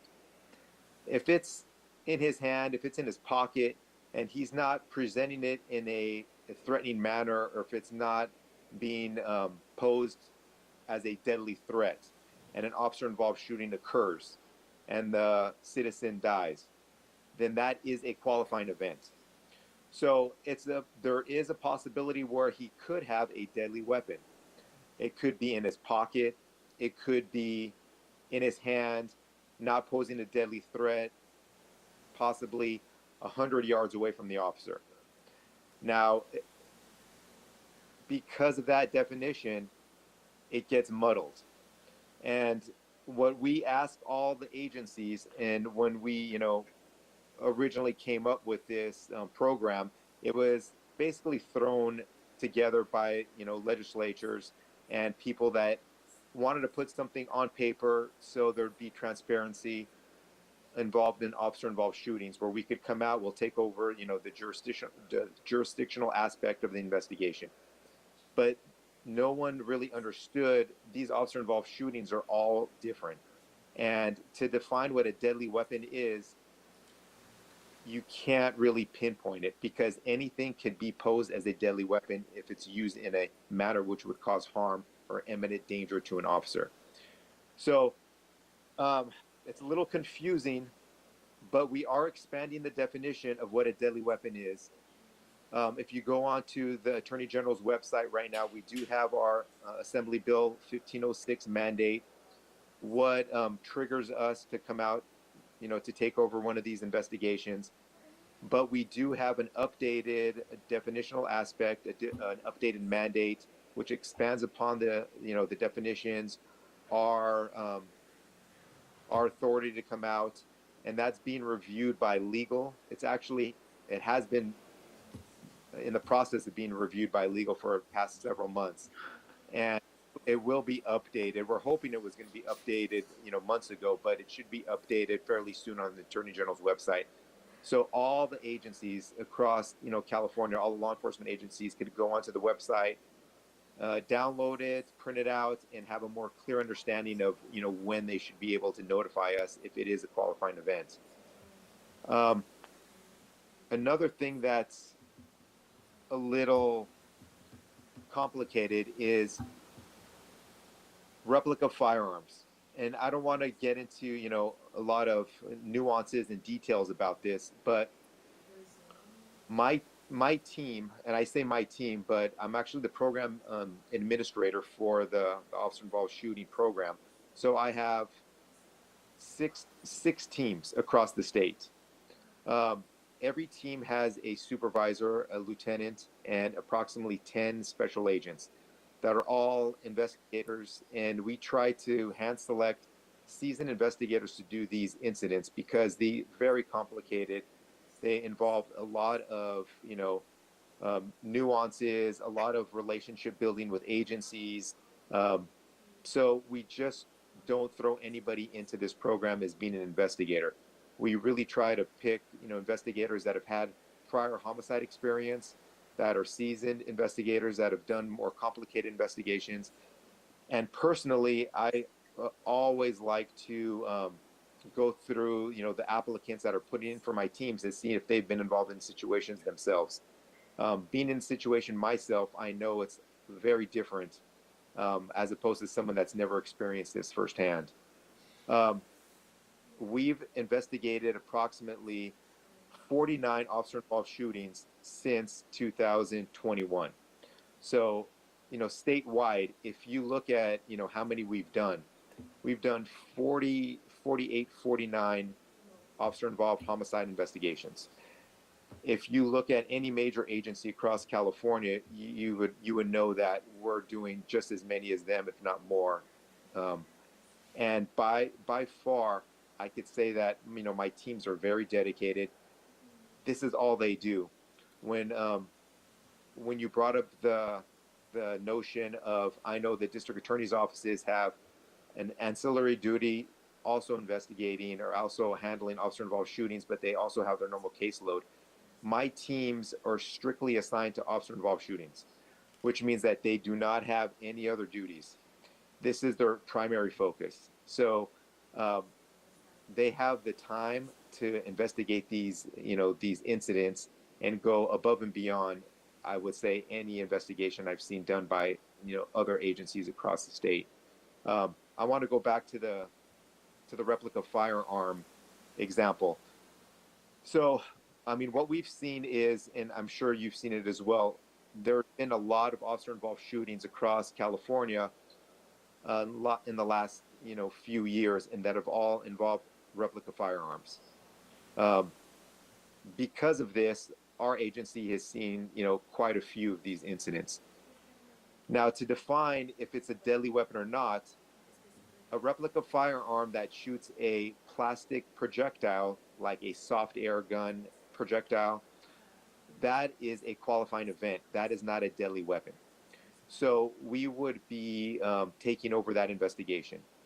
Now, there are other types of replica firearms that shoot metal projectiles, such as pellet guns, BB guns. Those firearms are considered deadly weapons. The reason that we differentiated between, a soft air gun and a replica firearm that actually shoots a BB or a pellet is because there is case law in California that defines a pellet gun and a BB gun as a deadly weapon. So we just took that straight out of case law. We get notifications, I would say probably about 10 to 15 notifications a week. Just asking us if this is a qualifying event from an agency. An agency would call us and run it by us of what incident occurred, and we would talk through it over the phone, get all the facts, and then we would let them know, yeah, this qualifies as a qualifying event under our jurisdictional mandate, and then I will roll a team out there or assign a lieutenant to go out there and start the investigation. What I encourage all the law enforcement agencies across the state of California to do is, if they are in doubt that their officer is involved in a qualifying event, officer-involved shooting, to reach out to our agency and ask us. We do have a 24/7, basically a call center. It is an LA Clear call center that's mandated, 7 days a week, 24 hours a day. And they have a list of everybody who is on call from our agency that's assigned to our officer-involved shootings. And that number is provided to everybody, all law enforcement agencies across California, and also going to provide it. I believe it's one of the slides. All the law enforcement agency needs to do is call that number, let them know, which agency they are, and that they had a officer-involved shooting. They either want to report it as a qualifying event, or they're not sure if it's a qualifying event.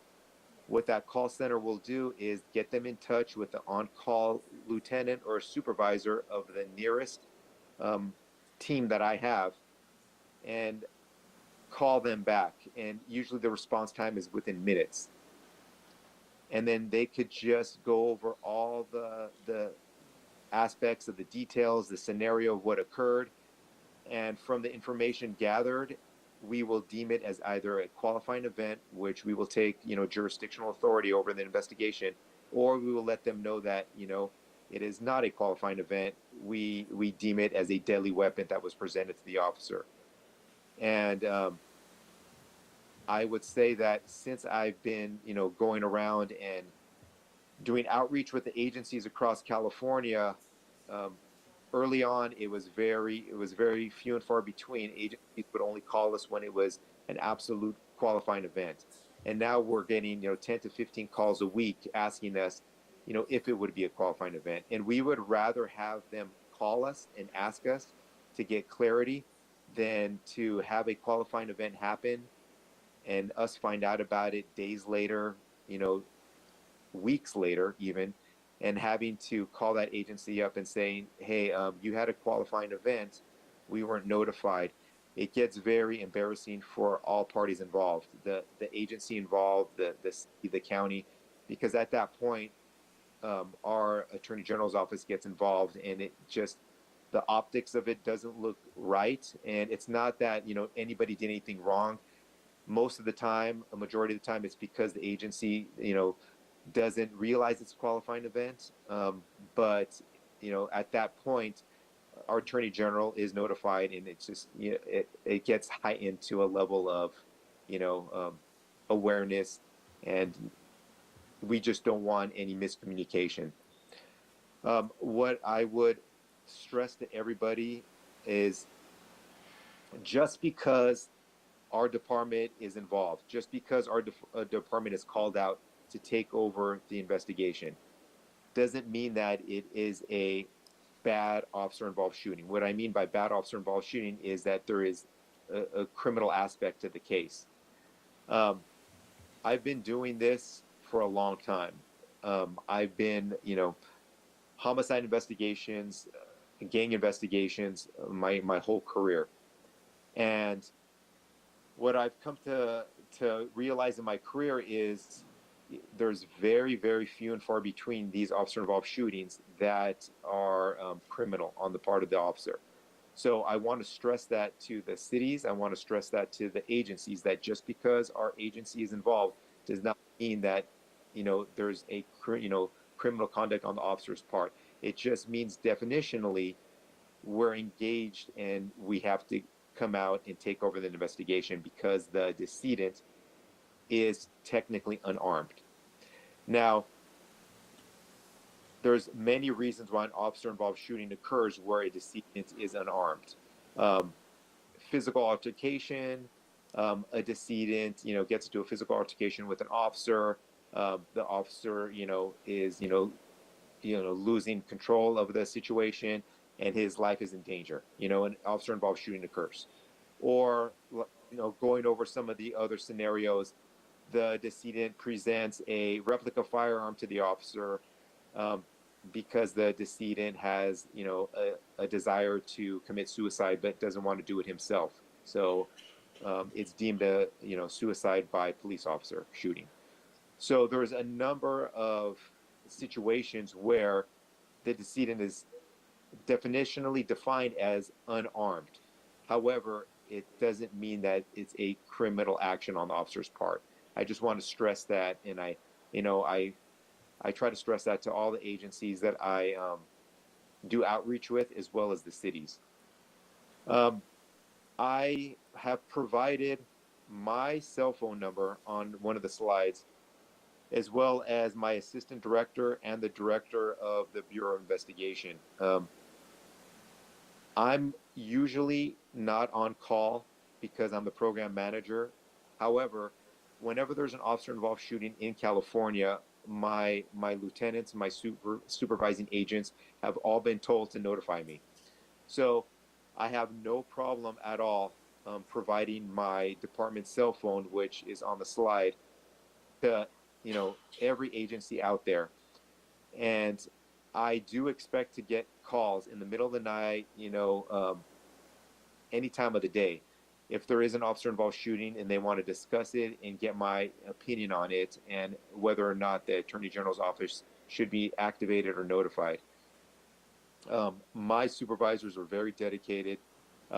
They love doing this work because it's not only meaningful, but it's also very necessary, especially in today's times and the community environment that we have nowadays.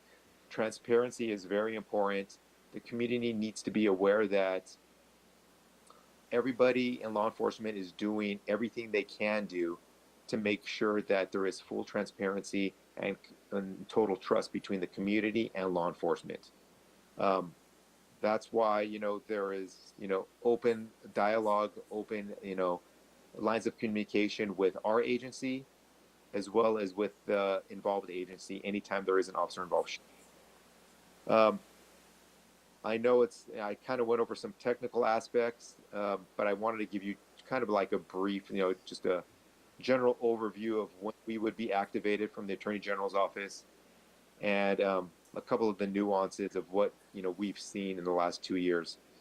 To go back on another thing I want to highlight, when questions were being asked about the district attorney's office and their role in investigations, our agency has, it's a unique agency in that we have the Division of Law Enforcement, which is the special agents, the special agent supervisors, the special agent in charge, the directors, and the chief. That is a law enforcement agency that, functions as a law enforcement agency. We do investigations, homicide investigations, gang investigations, narcotics investigations. And then we have the legal side of the Attorney General's office, which is the prosecutorial side and the civil side. Having the luxury of working with the Attorney General's office is when we are activated, when I send out my team to one of these officer-involved shooting scenes, I also notify our legal side. And what that means is I notify the Deputy Attorney General's office, and they will assign a Deputy Attorney General to the case immediately. So once my team is assigned to the case, once my lieutenant, his special agents are assigned to the case, and they start going out to the scene and they start their investigation, legal also sends the Deputy Attorney General that's going to be handling this case to the scene. So there is no, I would say there is a review of our investigation by the Deputy Attorney General's office. However, they work side by side with our investigators. So we have that luxury of them being out there with us, and because of that, our investigations have been able to, going a lot more smoothly than most other, I would say, agencies, because they would have to rely on doing their investigation, turning it in, waiting. Once our investigation is done, our comprehensive investigation is done, we turn it over to the Deputy Attorney General. He's already reviewed, or she's already reviewed it, because she's worked side by side with our investigators during the whole investigation. And from that point, it goes to the actual Attorney General himself. It goes to his office. And that's where, it kind of stays there for a while, and then he does his analysis. But our investigations typically have been a turnaround time of 5 to 6 months. So if you have gone through, homicide investigations with, major agencies across, the state, and looked at turnaround times of homicide investigations, 5 to 6 months is a very good turnaround time. And my teams across the state have been pushing that 5 to 6 month time for the overall investigative report. And once we get done with it, the Deputy Attorney General reviews it. It goes to the Attorney General's office himself, and that's where we really don't have any, we have no say-so what happens to our report once it goes to, the Attorney General himself. But it does get reviewed by him, and then sometime later we get notification that he wants to meet with us, and then from that point on, we schedule a meeting with the involved agency and discuss it with the involved agency. So I tried to not, convolute things too much. Hopefully this explains when we get activated and when we jurisdictionally take over an officer-involved shooting. I think I do, it would be easier if I ask you guys if anybody has any questions, or if anybody wants me to clarify anything that I can clarify. Questions from the commission? Commissioner Jones? Thank you, Madam Chair. Thank you, sir, for your time and your presentation. I had a question with regards to the the designation of a deadly weapon. You had mentioned that items such as, and this is on the slide, items such as a baseball bat or hammer or rock may be considered deadly weapons if use is in a manner likely to cause serious bodily injury or death. Is that determination based upon the officer involved at that moment to make that determination? What happens is, if the individual, let's say, has a baseball bat and is presenting it in a deadly manner, reaching over his head in a striking position, that is being presented in a deadly manner, in a deadly threat towards the officer. That would not be a qualifying event. If the baseball bat, let's say, was at his side and he's not presenting any imminent threat to the officer, and it's, some distance away from the officer and an officer-involved shooting occurs, we would consider that an unarmed citizen. Now, that's when I say it gets a little convoluted, because we ask the agencies, if you're in doubt, if you think that it is a qualifying event or it's not a qualifying event, we ask you to contact us, and that way you could talk to us. We could staff it over the phone with you, and then we can make that determination over the phone if we deem it as a qualifying event. Just because a person has a baseball bat in their hand doesn't necessarily mean that they're armed. Just because a person has a knife in their hand doesn't necessarily mean they're armed with a deadly weapon. It has to be presented in a deadly manner toward the officer, in a way to inflict great bodily injury. It's not a set definition. And you're right, the officer's perception, if he's in danger at that moment, that's something that we have to take into consideration when it's presented to us as well. Yeah, thank you for that. That's exactly why I asked the question, and we know that there have been incidences in the past several years where that's been questionable. So I just have one more question, and that's not related to our local, but more broadly, as was mentioned earlier. The LEA notification that you referenced as well, and LA Clear, the 800 hotline, that's specifically for law enforcement agencies, is that correct? And Yes, that's only- exclusively? Yeah, that's only for law enforcement agencies to contact, and they're manned 24/7. And every agency, every law enforcement agency across California does have that number. And that's, unfortunately, over the last 2 years, what I've come to realize too is a lot of these agencies, having done a lot of these incidents already, they've built relationships with, my lieutenants, my supervisors, and they would circumvent that call center step, and they'll call us directly. So we're not really concerned, who you call, as long as you do call us. So I have a very good relationship with, some of the larger agencies like LAPD, LASO. Quite frequently they do have shootings. I would say, weekly. So oftentimes their, assistant sheriffs or chiefs will be calling me directly instead of actually using the LA Clear call center, which is fine. I mean, as long as the information comes to me, that's all I care about.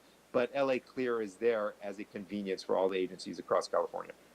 Thank you. And then just finally, so if a community member or a citizen wanted to, it's a separate process if a community member or a citizen wanted to file a complaint or wanted to request the Department of Justice look into whether these were qualifying or non-qualifying events. Is that correct? This is for an incident that occurred, and the law enforcement agency is notifying us themselves. Now, if there is an incident that occurred and let's say a community member wants to make a referral to the Attorney General's office, then there is a process which is on the Attorney General's website to make, referrals or to report, incidents to the Attorney General's office himself.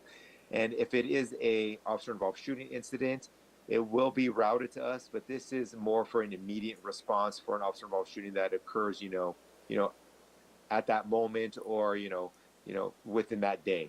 This is not for something that occurred, in the past or anything like that. There is a system in place on the website for that. Thank you, sir. Any other questions from commissioners? And I have a question. For clarification, this is what qualifies for a DOJ investigation would be a shooting or a death or both? It would be a shooting that results in the death of an unarmed civilian or a citizen. So the officer has to use his firearm. It has to be an officer-involved shooting, and the citizen has to die. He has to pass away. Now, there are situations where there is a shooting, and the suspect does not pass away, but he's on life support. We've gotten quite a few of these situations within the last 2 years.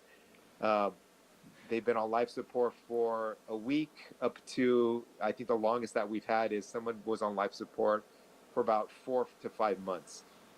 Once that person deceases and is no longer on life support, it becomes our case. Now that also becomes complicated because by that time we have to play catch up to the investigation that already occurred. So we also ask the law enforcement agencies if there is an officer involved shooting and the suspect is shot and he's in the hospital and it looks like he is not going to make it, or is he going to pass away soon, we would also like to get that notification so at least we could get ready, and I will send probably a team down just to do the preliminary assessment and the investigation. That way we're not playing catch up. But yes, for the qualifying event, it has to be an officer involved shooting and the person does have to die. Thank you for that. Any other questions from the commissioner, from the commission? Thank you. We appreciate your time. Thank you.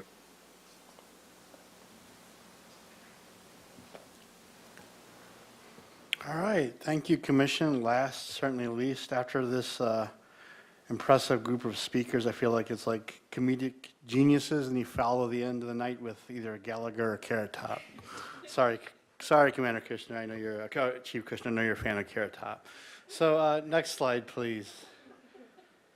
As we just briefly talked about, there was a question on it. I view this, when you have an officer-involved shooting, there's 3 separate tracks, right? You have the criminal investigation potentially, conducted by the law enforcement agency.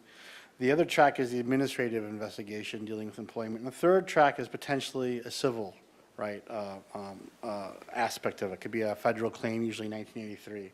And so, like any lawyers, like any entity or any individual, one of the first things you do when something happens is you call your lawyer, right? And so that's what the city attorney's office is. A lot of times people get confused. Are you attorneys for the citizens, et cetera? No, we are in-house counsel for the city as a municipal corporation. So when something happens like this, a severe event, we are one of the people that are notified. It would be the city attorney as well as myself. And so our roles, I think, are twofold, right? On track 1 regarding assessing potential liability, possibly having defend a lawsuit if one is filed. And then the other part our office would represent is a potential disciplinary issue if there are administrative employment actions taken against that officer. And of course, that could be before the Civil Service Commission, et cetera. What you have to do in these kind of events is you have to keep separate a wall, the criminal aspect from the civil administrative. So our office is not involved any way, any shape, form regarding any criminal investigation. And then finally, as you see on the slide up there, we also, in terms of a review, will look at, see if we can improve on policies, working with the Department of Administration. Next slide, please. Now, the role of the Fire and Police Commission, as you heard tonight, a lot of things have changed in the last few years. So when we're talking about a death of an armed civilian, they've been normally handled by local law enforcement agencies, but now you have the DOJ handling that. Because you have AB 1506 and then you have SB 2, which, incidents like this have to be reported to Post, and you have an independent agency looking at that in terms of decertifying petition officer, you really don't have much of a role on that, right? And when we created the municipal code with the powers and duties, we had these statutes and laws in mind. Next slide, please. So then what is the role? And I think the role, Commissioner Hill kind of said that earlier, it's a forum. It's a forum to allow the police department and the community to talk and exchange information about what's transpired. You know, what you would want is you want to protect the integrity of any investigation, so you'd want that to be completed before there would be a public presentation on it. And it's a way for the commission to facilitate this communication. And that's where your training comes in. It's so important too. We provide this training as an educational tool, in addition to all probably the additional work you do outside as commissioners to prepare, to ask proper questions and to be that really an important panel on this. And so that's where the commission plays a huge role in terms of this, right? A lot of times, some of these issues, depending on the incident, could cause an extreme amount of stress in the community. And it's a way of releasing that steam and having a conversation about what has transpired, what occurred, getting facts straight, how, if there's a need to, depending on the incident, how to improve. And so that's where the commission's role is. And with that, that's my presentation. Any questions, more than happy to answer that. I think that's a record for your presentation. Are there Thank any you. questions from the commission? Okay. This is really, really insightful. I wish we had this at the beginning of the Community Formation Commission so we can understand the different levels of investigation and oversight and what triggers what. I wonder if this commission would have been constructed differently if we knew all that. I think I will probably have follow-up questions later after I, probably watch this again and review my notes, but I'm just grateful for the level of expertise that you brought in today for this. Thank you. Commissioner Jones? Oh, yeah, I want to thank you as well, because my initial question was like, why we have all this training. So I really appreciate what you said in terms of really contextualizing why this was constructed the way it was. So I just want to thank you. Do we have questions or public comment in person or online? Chair Rodriguez, we do not have public comment on this item. Okay, so then we will move. Thank you so much for that. And Chair Rodriguez, I just wanted to make a comment to the general public who's viewing. So those that were participating and listening in online through Zoom were not able to see the slides that the DOJ representative was speaking to, just his name and that he was a speaker. We tried to adjust that, but the YouTube live stream was able to have the slides while he was speaking. So I just wanted to clarify those that had a different viewing experience for the last presentation. Thank you. So then we're moving to item number 9. This is an opportunity for the commission to report on any events or meetings that they've attended or bring up a topic that's not on today's agenda. Oh, it looks like we have a public commenter.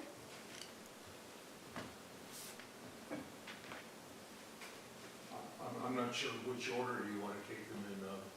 Okay, go ahead. Yeah, I'm just not sure.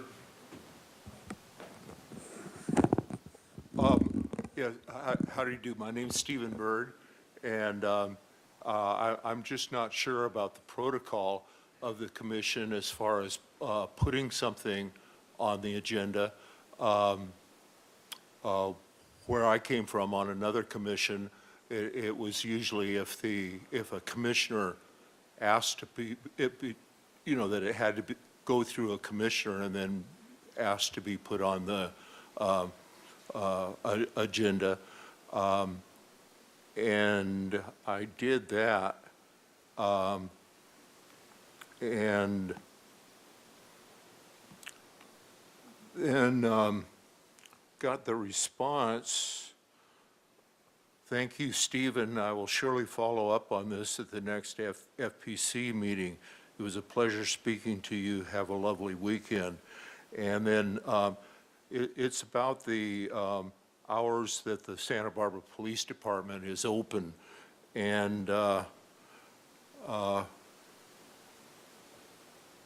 was very surprised to find that, and it's been a bone of contention for a while, the Santa Barbara Police Department is only open to the public 16 hours a week. And I've expressed that to people, a number of people in the city hall. When I tell them this, act very surprised to find that out. It's only open 4 hours a day, 4 days a week. And especially being as how some of the most important incidents happen outside of business hours, on the weekends, you know, in the evenings, in the middle of the night. How can this be? And I really wanted to have a discussion of that, and if it would be an appropriate item to come before the City Police Commission. Thank you, Mr. Byrd. This is the time to bring items like that to discussion. And just for documentation, you know, I could pass the iPad around so that you could see this closely I of the, think what we could do- glass doors of the front of the police department Mr. office. Byrd, if you if you want to send that to Ms. Anderson, she can share it with the rest of the commission. Yeah, I believe you have my contact information, Mr. Byrd. You can send that to me. Thank you so much. Thank you. Again, for other commissioners, this is a time if you wanted to share when, if you attended an event or bring up an item that's not on today's agenda. Okay. Commissioner Herlinger and I did attend the SBPD pinning and promotions ceremony today. And I think this is my third pinning that I've attended, and each time it's very hopeful to see the incoming officers, several who are local, and hearing why they wanted to be police in our community. So members of the public, if you do hear about these ceremonies, I invite you to attend. It will definitely give you a new way of seeing our local officers. Commissioner Herlinger? I just want to commend Chief Kelly for the job she did in conducting it. Was very, very impressed. Thank you for that feedback. I appreciate it. I also wanted to bring up, this is my personal opinion, not as a commissioner, but as a community member. I was very impressed with the police department's response during and after the protest that took place in front of the Santa Barbara Police Department. Protests and demonstrations are part of it's our right as a democratic country, and it's important for our community to know and understand that our police department truly does respect that and protect that right for our community to gather when they want to be heard or feel the need to be heard. Commissioner Jones? Thank you, Madam Chair. I want to echo your comments. I live very, very close to Alice Cake Park and was there personally, and I actually had shared the same sentiments with Chief Gordon recently. So I personally was looking around for more law enforcement presence, and I know that there's some in the community who felt as though there may not have been enough given the climate. I felt as though the response was very measured and very appropriate. And so I thank you for that as well, as a member of this community and as a neighbor of that particular neighbor. Okay. Any other comments from our commission? If there are no objections, we will close today's meeting of the Fire and Police Commission at 6:38 p.m.